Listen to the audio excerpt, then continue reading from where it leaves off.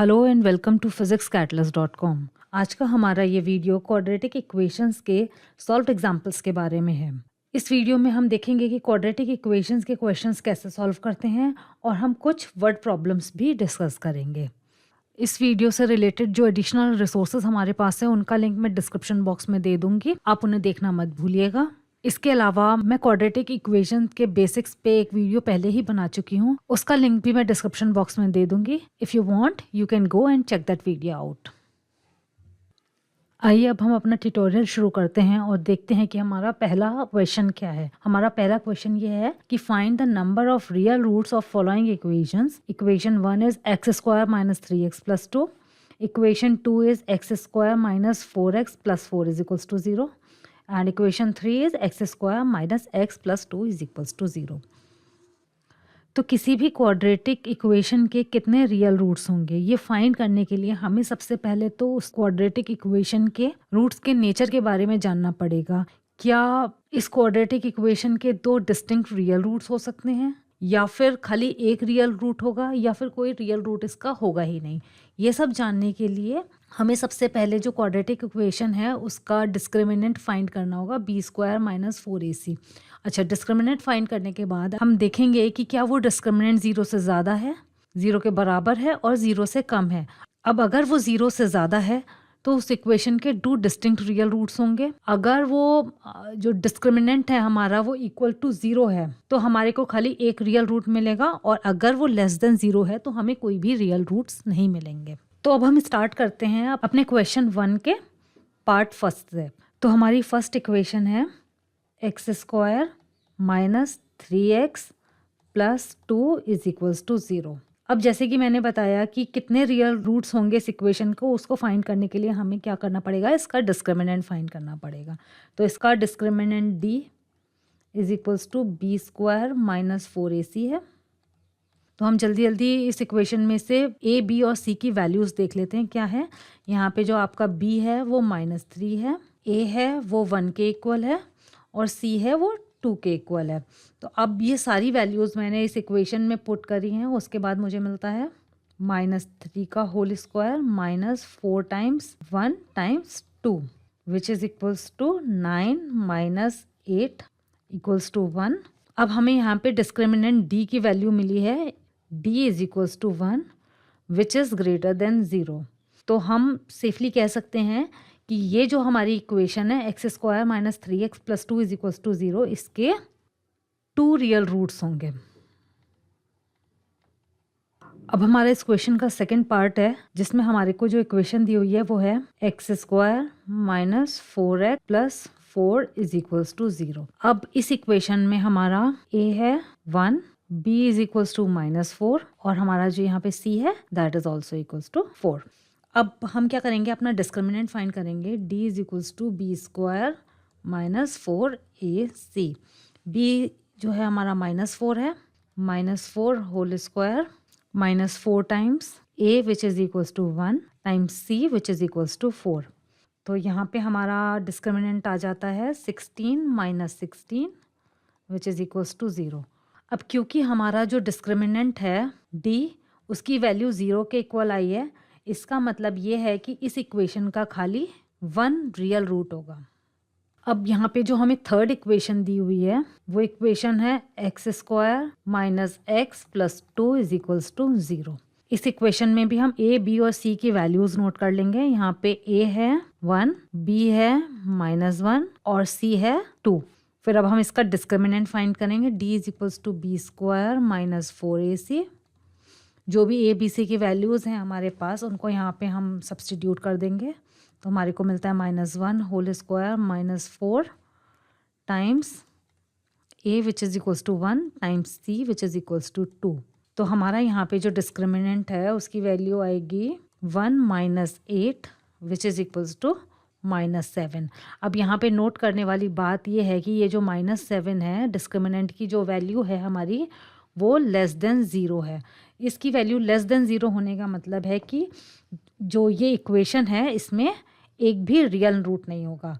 So this equation has no real roots. अब हमारा next question है कि find the roots of quadratic equation using quadratic formula. Our equation is x square minus 3x minus 10 is equals to 0। इस question में note करने वाली बात यह है कि हमें ये जो इक्वेशन है, ये जो दी हुई इक्वेशन है, इसके रूट्स फाइंड करने हैं और किस तरह से फाइंड करने हैं। हमें जो क्वाड्रेटिक फॉर्मूला है उसको यूज़ करते हुए इस जो क्वाड्रेटिक इक्वेशन है उसके रूट्स फाइंड करने हैं। तो सबसे पहले हम देख लेते हैं हमारा क्वाड्रेटिक फॉर्मूला क्या है। हमारा क्वाड्रेटिक फॉर्मूला है x is equals to minus b plus minus under root b square minus 4ac divided by 2a। हमें जो रूट्स फाइंड करने हैं क्वाड्रेटिक इक्वेशन के, वो इस फॉर्मूला को यूज़ करते हुए फाइंड करने हैं। तो इसे फाइंड करने के लिए सबसे पहले क्या करेंगे, हम अपनी ये जो क्वाड्रेटिक इक्वेशन है इसको कंपेयर करते हैं जो हमारी स्टैंडर्ड क्वाड्रेटिक इक्वेशन है उससे कंपेयर करते हैं। अब हमारी स्टैंडर्ड क्वाड्रेटिक इक्वेशन क्या है, वो है ax square plus bx plus c is equals to 0। अब हम इस स्टैंडर्ड क्वाड्रेटिक इक्वेशन से जब इसको कंपेयर करते हैं तो हमें a, b और c की वैल्यू मिल जाएगी। तो यहाँ पे a की वैल्यू है a is equals to 1, b is equals to minus 3 और c की वैल्यू है c is equals to minus 10। अब हम ये जो a, b और c की वैल्यू है वो इस क्वाड्रेटिक इक्वेशन फॉर्मूला में पुट इन कर देंगे। तो हमें मिलेगा x is equals to 3 plus minus under root 9 plus 40 divided by 2 which is equals to 3 plus minus 7 by 2। तो x की यहाँ पे दो वैल्यूज़ हो सकती हैं। एक हमारी होगी x is equals to 3 plus 7 by 2 और दूसरी वैल्यू होगी हमारी x is equals to 3 minus 7 by 2। अब इन दोनों को सॉल्व कर लेते हैं। तो हमारी x की पहली वैल्यू आएगी 3 plus 7 is equals to 10 divide by 2, answer आएगा हमारा 5। और इस केस में 3 माइनस 7 डिवाइडेड बाई 2 जब हम निकालेंगे तो हमारा आंसर आएगा माइनस 2। तो हमारी जो क्वाड्रेटिक इक्वेशन है x square minus 3x minus 10 is equals to 0, इसके दो रूट्स हैं, एक x इज इक्वल्स टू 5 और दूसरा x is equals to minus 2। हमारा थर्ड क्वेश्चन है find the value of a if equation x square minus ax plus 1 is equals to 0 has only one root. अब इस question को solve करने से पहले सबसे पहले तो हमें ये जानना जरूरी है कि कोई भी क्वाड्रेटिक इक्वेशन होती है उसका खाली वन रूट कब होता है। किसी भी क्वाड्रेटिक इक्वेशन का खाली एक रूट है। इसका ये मतलब है कि इस क्वाड्रेटिक इक्वेशन का जो डिस्क्रिमिनेंट है d is equals to b square minus 4ac, ये 0 के बराबर है। तो अब हम यहाँ पे इस क्वाड्रेटिक इक्वेशन को एक स्टैंडर्ड क्वाड्रेटिक इक्वेशन से कंपेयर करते हैं और a, b और c की वैल्यूज फाइंड कर लेते हैं। तो यहाँ पे देखते हैं a, b और c की वैल्यूज क्या है। यहाँ पे a इज इक्वल्स टू 1 है, b is equals to minus a है और c इज इक्वल्स टू 1 है। अब हम ये a, b और c की वैल्यूज इस डिस्क्रिमिनेंट में रख देंगे और उसे 0 से इक्वेट कर देंगे। तो देखते हैं यहाँ पे b स्क्वायर की वैल्यू है minus a whole square minus 4 times a की वैल्यू यहाँ पे 1 है और c की वैल्यू भी यहाँ पे 1 है and this whole equation is equals to 0। अब इसे सॉल्व करते हैं और देखते हैं क्या आता है। हमें मिलता है a square minus 4 is equals to 0 और a square is equals to 4 और जब हम दोनों साइड का स्क्वायर रूट लेंगे तो हमें a की वैल्यूज मिलेंगी a is equals two plus minus 2। तो अब हमें यहाँ पे a की दो वैल्यूज मिलती हैं +2 और -2। तो इन दोनों वैल्यूज के लिए यानी कि जब हम इन दोनों वैल्यूज में से एक भी वैल्यू को इस इक्वेशन में रखेंगे तो हमें इस इक्वेशन का खाली एक रूट मिलेगा। Let us now look at our fourth question. अब हमारा फोर्थ क्वेश्चन क्या है कि find the values of t for which the equation tx square minus x plus 2 is equals to 0 has real roots. अब यहाँ पे किसी भी क्वाड्रेटिक इक्वेशन के पास रियल रूट्स होते हैं जबकि उसका discriminant d is greater than और इक्वल टू 0। अब हम इस quadratic equation tx square minus x plus 2 is equals to 0 को एक स्टैंडर्ड क्वाड्रेटिक इक्वेशन से कंपेयर करते हैं और हमें मिलता है a is equals to t, b is equals to -1 and c is equals to 2। अब इन a, b और c की वैल्यूज को discriminant d is equals to b square minus 4ac के अंदर रखेंगे और हमें मिलेगा d is equals to 1 whole square minus 4 times t times 2 यानी कि 1 माइनस 8t। अब हमारे पास क्वाड्रेटिक इक्वेशंस के जो रूट्स हैं उनके रियल होने की कंडीशन ये है कि discriminant d is greater than और इक्वल टू 0। तो अब हम यहाँ पे 1 माइनस 8t वाली जो क्वांटिटी है इसको ग्रेटर देन और इक्वल टू 0 से इक्वेट करेंगे। अब हमें यहाँ पे क्या मिलता है, 8t इज लेस देन और इक्वल टू 1 और t is less than equals to 1/8। Hence the given quadratic equation tx square minus x plus 2 is equals to 0 has real roots for t is less than equals to 1/8। और ये जो real roots हैं ये distinct भी हो सकते हैं और इक्वल भी हो सकते हैं। अब हम अपना 5th क्वेश्चन देखते हैं और देखते हैं कि इस क्वेश्चन का स्टेटमेंट क्या है। इस क्वेश्चन का स्टेटमेंट है कि form a quadratic equation for the situation where a train travels a distance of 480 kilometre at a uniform speed. If the speed had been 8 km per hour less, then it would have taken 3 hours more to cover the same distance. We need to find the speed of the train.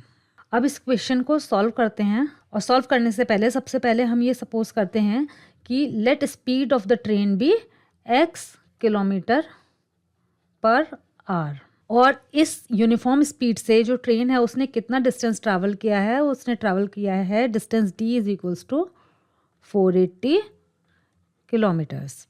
अब हमारे को यहाँ पे एक बहुत important formula देखना है, वो फॉर्मूला है स्पीड का जो उसे डिस्टेंस और टाइम से कनेक्ट करता है। तो हमारे स्पीड का फॉर्मूला क्या है, speed s is equals to distance d upon time taken. तो अब हमारा ये वाला जो केस है जिसमें कि ट्रेन यूनिफॉर्म स्पीड से चल रही है और उसने 480 किलोमीटर कवर किया है, तो उसको 480 किलोमीटर कवर करने में कितना टाइम लगेगा, वो टाइम होगा t is equals to distance upon speed which is equals to 480 divided by x। अब हमारा दूसरा केस आता है। इस दूसरे केस में क्या किया है कि जो हमारी ट्रेन की स्पीड है, ओरिजिनल स्पीड x है हमारी, सपोज हमने ओरिजिनल स्पीड इसकी x किलोमीटर पर आवर ली थी। अब दूसरे केस में क्या हो गया है कि इस ट्रेन की स्पीड को रिड्यूस कर दिया गया है, यानी कि कम कर दिया गया है। कितना कम कर दिया गया है, उसे 8 किलोमीटर पर आवर कम कर दिया गया है। तो अब हमारे जो केस 2 है उस केस में जो ट्रेन की स्पीड होगी वो होगी s is equals to x minus 8। ये उसकी स्पीड हो गई। अब उसने डिस्टेंस कितना ट्रैवल किया है, उसने सेम डिस्टेंस ट्रैवल किया है, यानी कि उसने 480 किलोमीटर ही ट्रैवल किया है। ठीक है, तो अब उसे ये 480 किलोमीटर ट्रैवल करने में कितना टाइम लगेगा। सपोज वो टाइम है t2 कह देते हैं चलो इस टाइम को। वो टाइम होगा 480 डिवाइडेड बाय x माइनस 8। ठीक है, अब यहाँ पे हमें क्वेश्चन में एक इन्फॉर्मेशन और दी गई है जो ये है कि जब हमारी ट्रेन जो है ये कम स्पीड से चल रही है, यानी कि x minus 8 kilometre per our की स्पीड से चल रही है, तो डिस्टेंस तो हमने सेम कवर किया है लेकिन उस डिस्टेंस को ट्रैवल करने में हमें टाइम ज़्यादा लगा है। ठीक है, कितना टाइम, 3 घंटे ज़्यादा लगे हैं। तो अब यहाँ पे क्या होगा कि t1 और t2 इन दोनों के बीच में 3 घंटे का अंतर है। तो इसका मतलब हम ये लिख सकते हैं कि t2 minus t1 is equals to 3। ठीक है, अब हम t1 which is equals to 480 divided by x और t2 which is equals to 480 divided by x minus 8, इन दोनों वैल्यूज़ को इसमें रख देंगे तो हमें क्या मिलेगा, 480 divided by x minus 8 minus 480 divided by x is equals to 3। ठीक है, अब हमारे पास बहुत ज़्यादा काम नहीं बचा है। हमें अब क्या करना है, अगर हमें अपनी क्वाड्रेटिक इक्वेशन चाहिए तो हमें इस फॉर्म को सिंप्लीफाई करके क्वाड्रेटिक इक्वेशन की फॉर्म में लाना होगा। तो देखते हैं, इसे सिंप्लीफाई करते हैं। 480x minus 480x minus 8 divided by x times x minus 8 is equals to 3। फिर आता है 480x minus 480x plus 3840 is equals to 3x x minus 8। Further simplify करने पे हमें मिलता है 3x² minus 24x minus 3840 is equals to 0। और ये जो इक्वेशन है ये हमारी रिक्वायर्ड क्वाड्रेटिक इक्वेशन है। और जब हम इस इक्वेशन को सॉल्व करेंगे तो हमें जो ट्रेन की स्पीड है वो मिल जाएगी। अब हम अपना नेक्स्ट क्वेश्चन देखते हैं। और question states that a train travels at a certain average speed for a distance of 63 kilometres and then travels a distance of 72 kilometer at an average speed of 6 kilometer per hour more than its original speed. If it takes 3 hours to complete the total journey, what is the original average speed? अब इस question में क्या दिया गया है कि सबसे पहले जो हमारी ट्रेन है वो 63 किलोमीटर्स का जो डिस्टेंस है वो ट्रैवल करती है at some speed, let us call that speed as x kilometre per hour. और फिर वो 72 किलोमीटर का डिस्टेंस किस स्पीड से ट्रैवल करती है, जो हमारी ओरिजिनल स्पीड है उसमें 6 किलोमीटर पर आवर और ऐड कर देते हैं। अब हम यहाँ पे अपने क्वेश्चन को फिर से दो पार्ट्स में देखते हैं। सबसे पहले तो क्या है, ट्रेन 63 किलोमीटर का जो डिस्टेंस है वो एक स्पीड से ट्रैवल करती है और जो 72 किलोमीटर का डिस्टेंस है वो एक दूसरी स्पीड से ट्रैवल करती है जो कि हमारी ओरिजिनल स्पीड से 6 किलोमीटर पर आवर ज़्यादा है। और जो टोटल जर्नी में हमें या जो ट्रेन को टाइम लग रहा है वो 3 आवर्स है। ठीक है, अब हम अपने जल्दी जल्दी जो इनिशियल्स हमें दिए हुए हैं वो लिख लेते हैं। तो सबसे पहले अब हमारे को ओरिजिनल स्पीड पता नहीं है और हमें निकालनी भी ओरिजिनल स्पीड है। तो हम इसको क्या करते हैं, let us suppose this original average speed is x kilometre per our. अब इस ओरिजिनल स्पीड से ट्रेन ने कितना डिस्टेंस ट्रैवल किया, 63 किलोमीटर का डिस्टेंस ट्रैवल किया। तो इस 63 किलोमीटर के डिस्टेंस को ट्रैवल करने में हमें कितना टाइम लगा, वो हम time is equals to distance upon speed वाले फॉर्मूला से निकाल लेंगे। तो अगर सपोज इसको ट्रैवल करने में हमें टाइम t1 लगा तो t1 इज इक्वल्स टू कितना होगा, जो आपका डिस्टेंस है जो कि 63 किलोमीटर है अपॉन स्पीड जो कि हमने यहाँ पे x किलोमीटर पर आवर ली हुई है। ठीक है, तो आपका टाइम होगा 63/x आवर। अब जब हमारी ट्रेन 63 किलोमीटर ट्रैवल कर चुकी है उसके बाद जो ट्रेन है उसकी स्पीड क्या हो जाती है, 6 किलोमीटर बढ़ जाती है।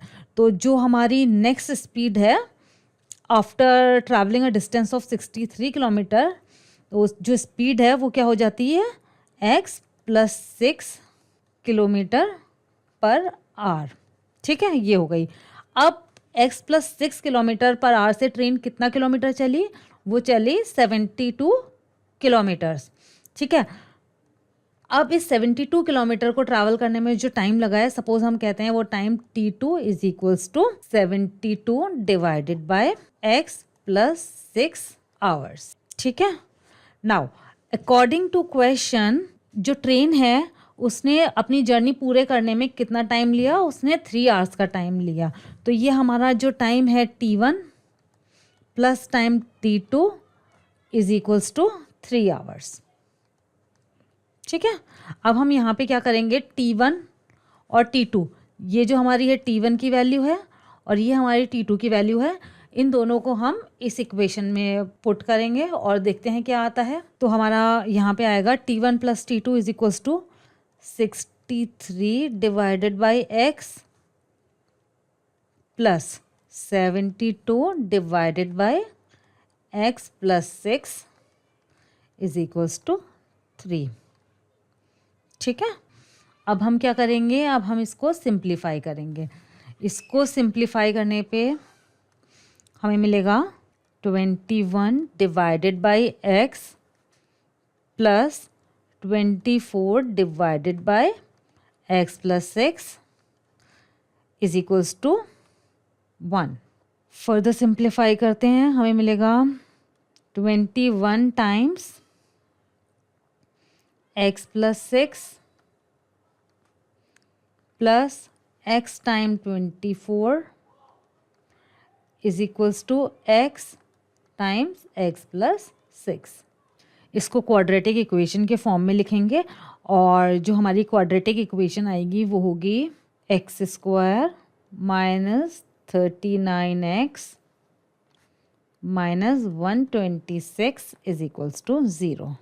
और इस क्वाड्रेटिक इक्वेशन को हम फैक्टराइजेशन के मेथड से या फिर क्वाड्रेटिक फॉर्मूला किसी भी मेथड से हम इसे सॉल्व कर सकते हैं। हम यहाँ पे देखते हैं, इसके फैक्टर्स करके देखते हैं और हमें मिलता है x plus 3 times x minus 42 is equals to 0। और यहाँ पे हमें क्या मिलता है, x की दो वैल्यूज़ मिलती हैं। पहला x इज इक्वल्स टू 42 और दूसरी वैल्यू हमें मिलती है x is equals to minus 3। अब ट्रेन की स्पीड जो है वो नेगेटिव तो हो नहीं सकती है, तो इसलिए हमारा answer x is equals to 42 होगा, यानी कि जो आपकी ट्रेन की ओरिजिनल एवरेज स्पीड होगी that would be equal to 42 kilometre per hour. तो स्टूडेंट्स, आज के वीडियो में बस इतना ही। आई होप कि आपको जो भी कुछ इस वीडियो में बताया गया है वो समझ में आया होगा, और अगर आपको कोई प्रॉब्लम्स हैं तो आप कमेंट सेक्शन में उन्हें पोस्ट कर सकते हैं।